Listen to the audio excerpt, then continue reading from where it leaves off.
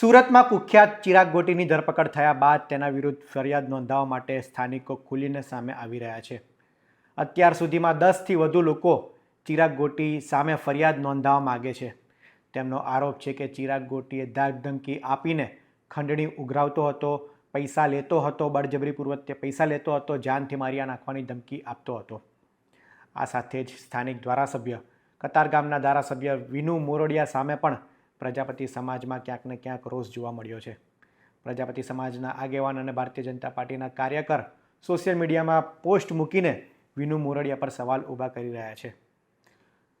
વાત એ છે કે થોડા સમય અગાઉ વિનુ મોરડિયા પ્રજાપતિ સમાજના એક કાર્યક્રમમાં ગયા હતા, જ્યાં તેમણે અસામાજિક તત્વોની વાત કરતાં કહ્યું હતું કે અસામાજિક તત્વો કોઈ પણ સમાજનો હોય, ગમે તેટલો વગવાળો હોય, પરંતુ તેને છોડવામાં નહીં આવે.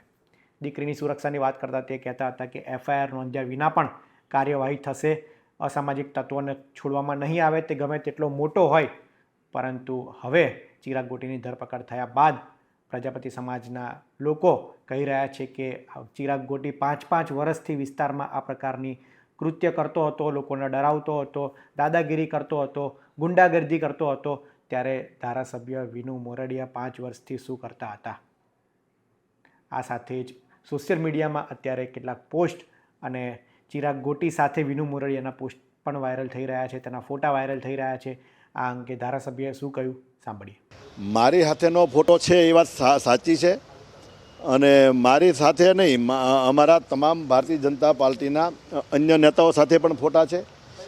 એ વ્યક્તિગત રીતે હું એને ઓળખું છું, અને એને જેની હારે જે ઝઘડો થયો છે એ બંને પાર્ટનર હતા, એ એકાબીજી સગા છે, છતાં પણ એની હારે એવું કૃત્ય કર્યું છે. એટલે ગુનેગાર હોય એ કોઈ સમાજનો ન હોય, ગુનેગાર હોય એ ગુનેગાર જ હોય. ખાલી એટલી સમજવાની વસ્તુ છે કે એને કોઈએ સમર્થન કે સપોર્ટ કર્યો હોત તો આ વસ્તુ બની ન હોત. એણે જે અન્યાય કે જે કાંઈ કર્યું છે એની સજા ભારતીય જનતા પાર્ટીની સરકાર જ આપી રહી છે. અમારા ભાજપના નેતાઓ હારે તો કોઈ પણ, અમે કોઈ પ્રસંગમાં જઈએ કે અમે ચૂંટણીમાં હોય તો અમારી સાથે તો કોઈ પણ હોઈ શકે, અને અન્ય પક્ષના લોકો સાથે પણ કોઈ હોઈ શકે, પરંતુ અમારો કોઈ હોદ્દેદાર કે અમારો નથી. અને સ્વાભાવિક છે કે એના બાપ દાદાથી માનીને બધા જ અમારા ગામના છે, એટલે એમના બાપા હારે અમારે વ્યવહાર છે.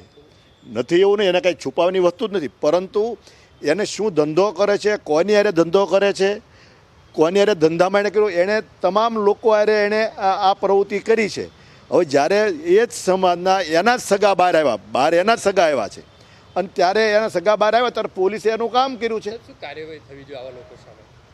કડકમાં કડક કાર્યવાહી થવી જોઈએ, કારણ કે જે પ્રકારે નિર્દોષ માણસોને, ભલે એણે કદાચ કોઈ આર્થિક બાબતોનો વ્યવહાર હશે, આમાં જે થયું છે એ બધા આર્થિક વ્યવહારો જેણે એને હારે કર્યા છે એને હારે થયા છે. કોઈ રોડ ઉપર કે આજુબાજુવાળા હારે ક્યારેય કોઈ મગજમારી એને સોસાયટીમાં નથી થઈ. પરંતુ જે લોકોએ વ્યવહાર કર્યા છે એને 3 વર્ષ પહેલાં સુધી સારા લાગતા હશે તો એણે વ્યવહાર કર્યા છે. આજે હવે એને ખબર પડે કે નથી સારા, અને નથી સારા તો એની હારે જે ખરાબ જે કાયદો હાથમાં લઈને કર્યું છે એવી કોઈ સત્તા નથી, અને એની સામે કાર્યવાહી થવી જોઈએ.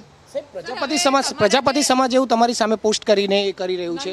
પાંડવ છે, ભાજપના કાર્યકર્તા છે, પ્રજાપતિ સમાજના આગેવાન છે, તેઓએ આપની ઉપર પ્રશ્ન ઊભા કર્યા છે. ભાજપના આગેવાન છે એ વાત સાચી છે.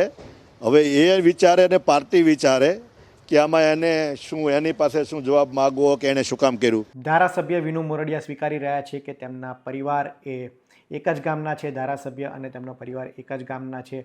અગાઉ તેમને મળ્યા પણ હશે, અને અમે નેતા માણસ છીએ, સામાજિક પ્રસંગમાં જતા હોઈએ કે રાજકીય રેલીમાં જતા હોઈએ ત્યારે ઘણા બધા લોકો મળતા હોય છે, તેમાં કંઈ ખોટું પણ નથી. ધારાસભ્યનો વાત પણ સાચી છે, અને ધારાસભ્ય એમ પણ કહી રહ્યા છે કે મેં એમ પણ કહ્યું હતું કે મારા નજીકનો વ્યક્તિ હશે તો પણ તેને છોડવામાં નહીં આવે.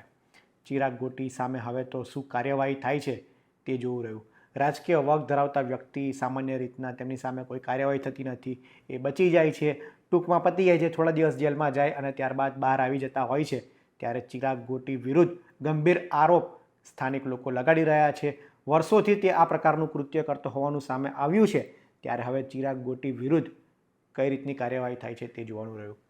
ચિરાગ ગોટીના ભાઈએ જેલમાંથી તેમણે જામીન અરજી કરી હતી, પરંતુ હાઈકોર્ટ અને સુપ્રીમ કોર્ટ સુધી તેમને રાહત ન મળી હતી અને સુપ્રીમ કોર્ટે આદેશ કર્યો હતો કે તેમનો મોટો ભાઈ એટલે કે ચિરાગ ગોટી પણ આ મામલામાં મુખ્ય આરોપી છે, ત્યારે તેને હાજર થવા ફરમાન આપવામાં આવ્યું હતું. ત્યારે ચિરાગ ગોટીએ સરેન્ડર કર્યું હતું. ત્યારબાદ પોલીસે તેની ધરપકડ કરી હતી અને અત્યારે સમગ્ર મામલે કાર્યવાહી ચાલી રહી છે. આ મામલે તેમના પિતા ઘનશ્યામની પણ ધરપકડ કરવામાં આવી છે, કારણ કે આ મામલામાં તે પણ સંડોવણી હતી. તેમના સહમતિથી અને સમગ્ર ધાકધમકી હોય, ગુનાહિત પ્રવૃત્તિઓ હોય તેમાં તેમનો પણ હાથ હતો. ત્યારે બાપ દીકરાને હવે આગામી સમયમાં શું સજા થાય છે તે જોવું રહ્યું. આ અંગે આપ શું માની રહ્યા છો તે અમને કોમેન્ટમાં જરૂર જણાવશો. આવા જ ઇન્ફોર્મેટિવ વિડીયો માટે વીટીવી પંચાયત જોતા રહો. ધન્યવાદ.